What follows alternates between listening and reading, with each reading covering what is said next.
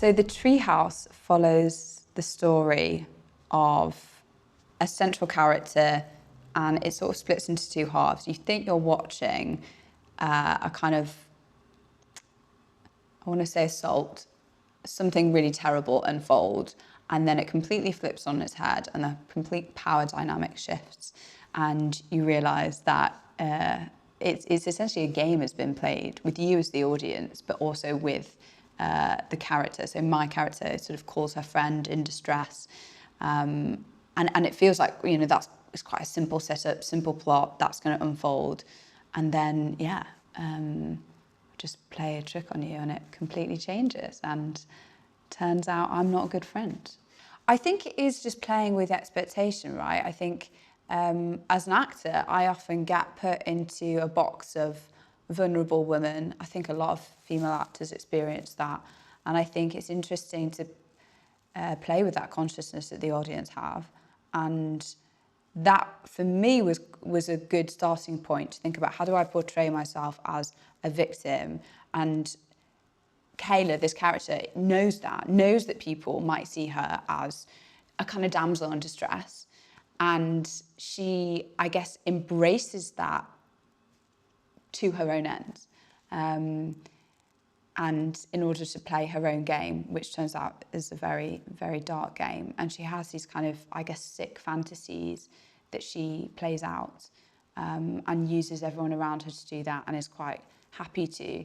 But there's a kind of constant need for more. So what you see by the end of the film is that there is a kind of cycle that's happened and that we might assume keeps happening. Right, you ready? This on. There we go. Do not lash out. You are safe. Enclosed spaces are not scary. Do not lash out. The people in this lift are not your enemy. Do not lash out. I thought, you know, first off, and I guess my experience is kind of the audience's experience as well, because you start off watching something you think has got quite a pattern coming, and it's like, oh, okay, I get it. This guy's invited this girl around. I get what's going to happen here. It's quite ominous. What's going on? I think the setting that was there. It was funny actually because the location was awesome, and it was very nice. But the way it was lit and the way it was treated made it feel quite cold, quite ominous, and building to something. So that was kind of the setting that was there, and I think as the audience, they kind of feel they know what's going to happen here, and then it switches on its head.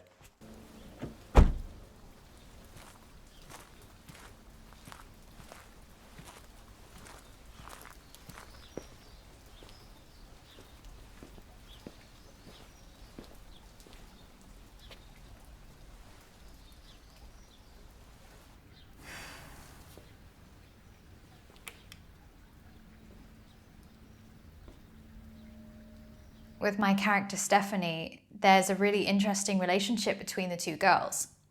So Kayla finds herself in a really unfortunate situation, or so you think, and she calls Stephanie for help. But the interesting thing is the way Nick, the director, told me to play it was very much like, we have a past, and I know exactly what kind of girl she is, or I think I do, and she gets herself into these situations. So I don't jump at her aid straight away. I kind of toy with her, and I, there's this kind of underlying tension between the two, which I think is really interesting. And then, of course, something in Stephanie makes her go and see if she can help her friend. And I think potentially it's morbid curiosity, and she wonders why or what she's got herself into this time, and it doesn't end particularly very well for Stephanie. But I think what's really great about the film is it kind of keeps you right on the edge of your seat. It kind of makes your heart beat, and you don't understand why. And I think the genius of it is the way that Nick has filmed it, because it's all about the silence in between. And I love that. It's not particularly dialogue heavy, so it kind of relied a lot on us giving these looks and this feeling of what is about to happen, and tries to take you on the journey that way, which as an actor I love to do more so than having something that's really, you know, a very heavy dialogue. It kind of gives us the chance to express something without saying anything. I think it felt very different because we were doing a lot more like sort of close-up, real, like in our faces, real kind of capturing detail. So again, I suppose just a sort of different challenge as an actor to be very, very precise and very specific about what you're portraying. And I think particularly for a character like this, who is very in control of the situation, she's orchestrating this whole thing, she is very conscious about how she presents herself, about what she wants to say. And I think, capturing it in that very kind of intimate way and giving that clarity of intention was really important.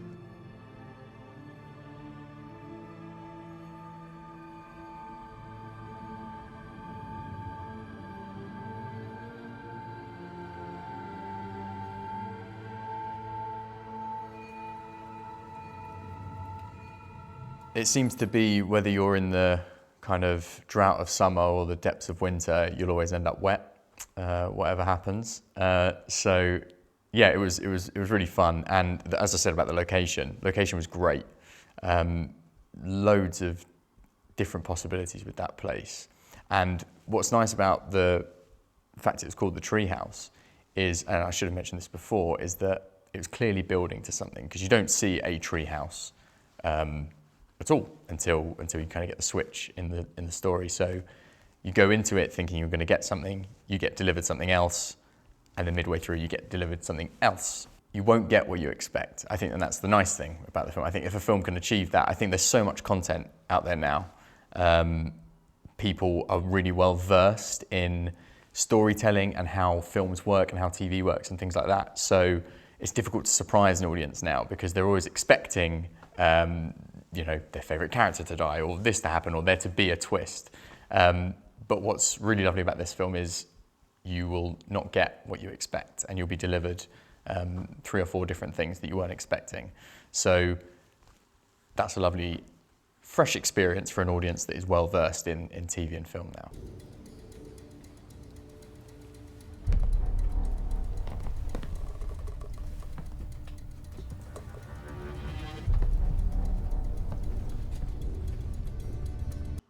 I think I understand why audiences resonate with it. I feel like there are so many different ways kind of into the film, and it's a very satisfying short.